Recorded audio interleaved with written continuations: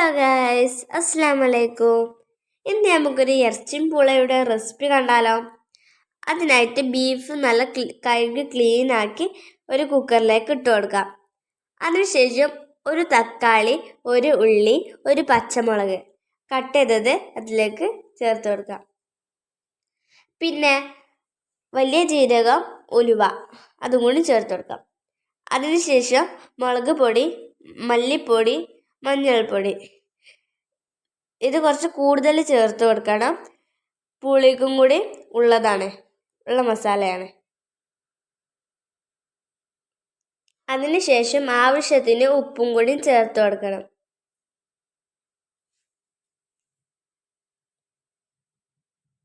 പിന്നെ കുറച്ച് ഇഞ്ചി വെളുത്തുള്ളി പേസ്റ്റ്. അതിനുശേഷം കുറച്ച് വെള്ളം ഒഴിച്ച് കൊടുക്കാം. കുറച്ച് മതി കേട്ടോ. കുറച്ച് ഗരം മസാല, കുരുമുളക് പൊടി അതും കൂടി ചേർത്ത് കൊടുക്കാം. കുറച്ച് വെള്ളം മതി. ബീഫിൽ നിന്ന് തന്നെ വെള്ളം ഇറങ്ങി വരും.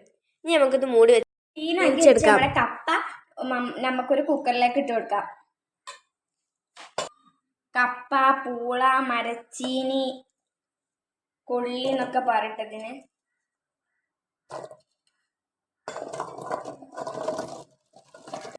ഇനി നമുക്കിതിലേക്ക് വെള്ളം എടുക്കാം കേട്ടോ.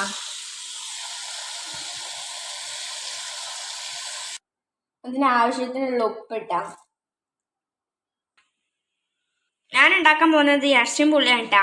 ഇതിന് കപ്പ ബിരിയാണി, ഇറച്ചിയും പൂള അങ്ങനൊക്കെ പറയും, കുറേ പേരുണ്ട്. ഇനി നമുക്കത് അടച്ച് വെച്ച് വേവിച്ചെടുക്കാം. ഒരു പാൻ അടുപ്പത്ത് വെച്ച് അത് ചൂടാക്കിയ ശേഷം അതിലേക്ക് കുറച്ച് വെളിച്ചെണ്ണ ഒഴിച്ചു കൊടുക്കാം.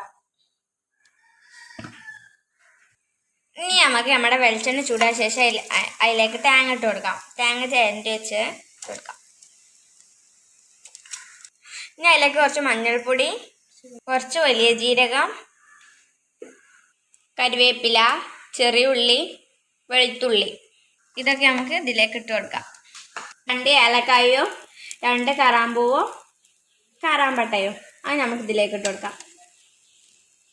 ഇത് നമുക്ക് നന്നായിട്ടൊന്ന് മിക്സ് ചെയ്ത് കൊടുക്കാം. ഇത് നന്നായിട്ട് ഇളക്കി കൊടുക്കണം. നന്നായിട്ട് വറുത്ത് കിട്ടണം. ഫ്ലെയിമിലാണെന്നുണ്ടെങ്കിൽ കൈ എടുക്കാതെ ഇളക്കി കൊടുക്കണം. ലോ ഫ്ലെയിമിലാണെന്നുണ്ടെങ്കിൽ അങ്ങനെ ഇടയ്ക്കിടയ്ക്ക് ഇങ്ങനെ ഇളക്കി കൊടുത്താൽ മതി. അടുത്ത തേങ്ങ മിക്സിലെ ജാറിലേക്ക് ഇട്ട് കൊടുക്കാം.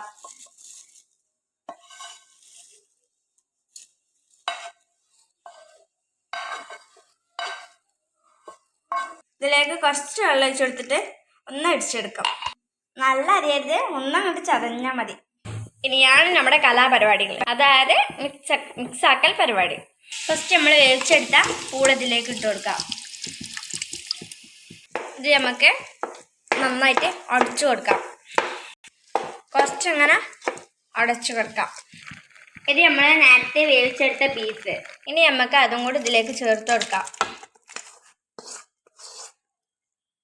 ഇനി ഒരു സാധനം കൂടി ചേർക്കാണ്ട്, നമ്മൾ നേരത്തെ ചതച്ച് വെച്ച തേങ്ങ. നന്നായിട്ട് മിക്സ് ചെയ്ത് കൊടുക്കാം. അടിയിൽ നിന്നും മേലിൽ നിന്നും ഒക്കെ എടുത്ത് മിക്സ് ചെയ്യണം. ബീഫും മരച്ച തേങ്ങയും പൂളിയും ഒക്കെ അങ്ങോട്ട് യോജിപ്പിച്ചെടുക്കണം.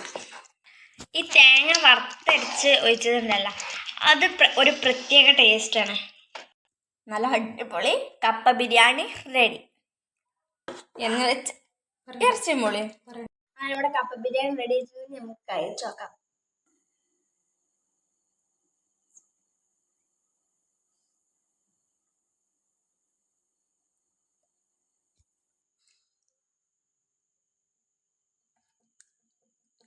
നല്ല ടേസ്റ്റ് ഉണ്ട്.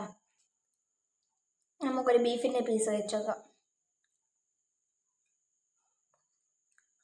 കൊള്ളാം, നല്ല ടേസ്റ്റ് ഉണ്ട്.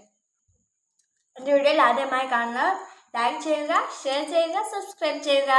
അപ്പോൾ അടുത്ത വീഡിയോയിൽ കാണുന്നവരേക്കും ബൈ.